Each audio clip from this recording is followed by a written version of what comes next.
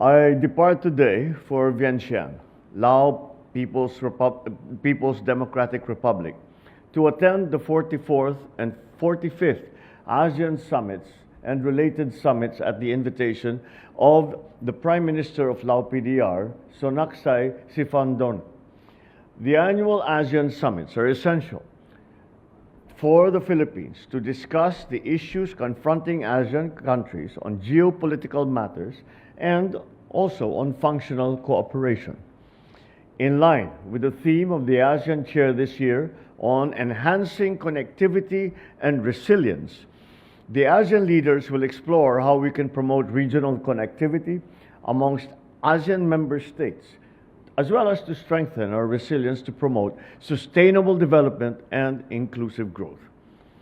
I will also be participating in meetings with ASEAN's external partners.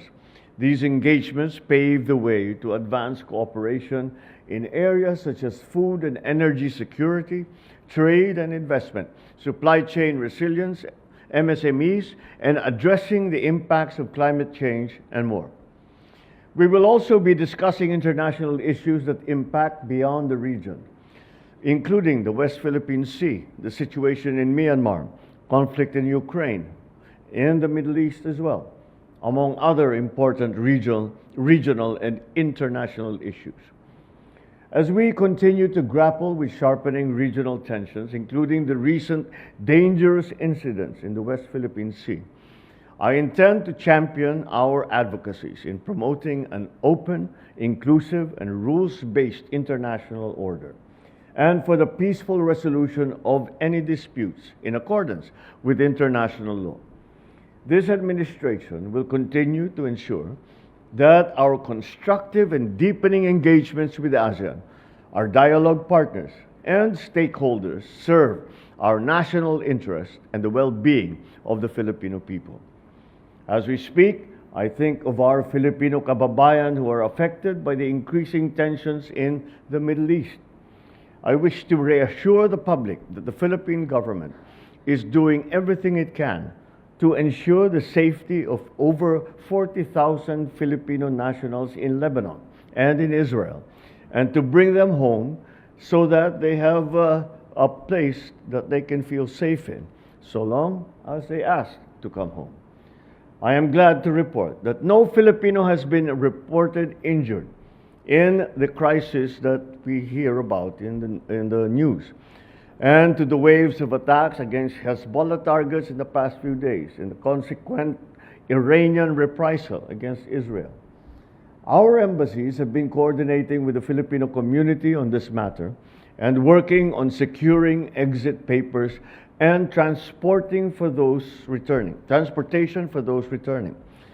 Of the 1,500 initial applicants for repatriation from Lebanon, a third have already gone home, while another third, around 500, are still having their papers processed.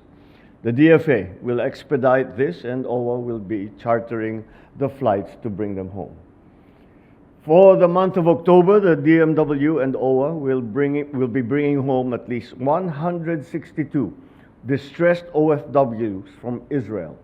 Once they return to the Philippines, the DMW and OWA are ready to provide assistance to them. Sa ating mga kababayan sa Lebanon at Israel, ang ating pamahalaan ay nakahanda sa pagtugon ng inyong pangangailangan.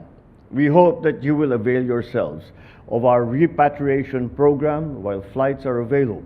In the meantime, heed the advisories of the Philippine Embassy and the Lebanese and Israeli governments. I expect the secretaries of the DFA and the DMW and the administrator of OWA to report to me with updates daily. The Philippines urges all parties to refrain from escalating the violence and to work towards a peaceful resolution of the conflict.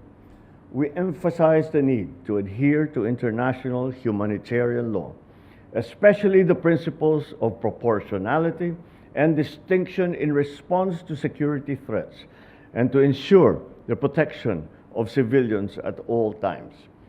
The Philippines will always stand for the principles of international law and the safety of Filipinos in the Philippines and overseas. Maraming salamat at magandang hapon sa inyong lahat.